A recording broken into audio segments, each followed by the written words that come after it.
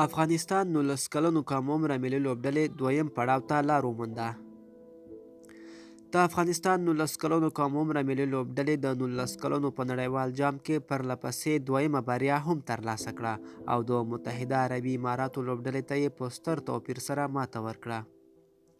د اماراتو کرکټ ملي لوبډلې بیا په ډي ګروپ کې کاناډا ته ماته ورکړې وه. د لوبې په پیل کې د افغانستان 19 کلنو کم عمره ملي لوبډلې پچه وګټله او د اماراتو 19 کلنو کم عمره ملي لوبډلې پر وړاندې د توپ وهنې پریکړه وکړه.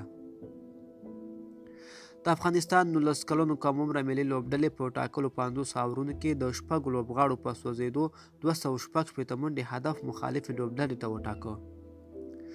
د افغان لوبډلې لخوا په توپ وهنه کې ابراهیم ځدران 78، رحمان الله 81 او محمد عاشق 15 زیاتې منډې وکړې. د متحده عربي اماراتو 19 کلنو کم عمره ملي لوبډلې له لورې توپ اچونه کې مایپن 2، سنچټ شرما، دیشان چټیټا او آریان لکړ هر یو لوبغاړی وسوځاوه.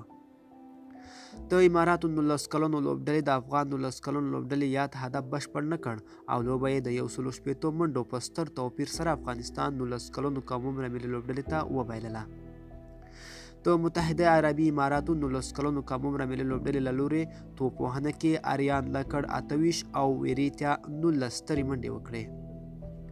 د افغان 19 کلنو کم عمره ملي لوبډلې لخوا توپ اچونه کې یو ځل بیا د پیل لوبغاړی شفیق الله غفاري له مخې پورته کړ. نوموړي 15 مهم لوبغاړي وسوځول او له لوبډلې سره یې په بریا کلیدي رول ولوباوه.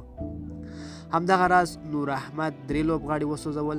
د یادونې وړ ده چې د لوبې غوره لوبغاړی جایزه بیا شفیق الله غفاري ترلاسه کړه. نوموړي د سویلي افریقا خلاف 6 لوبغاړي سوځولي وو چې هلته یې هم د لوبې غوره لوبغاړی اعلان شو. بل لوري ته ابراهیم ځدران او عمران میر پرلهپسې په 2 لوبو کې نیمه سلیزې جوړوي. د لا ښکلو راپورونو لپاره افغان ټي وي چینل در سره سبسکرایب کړئ.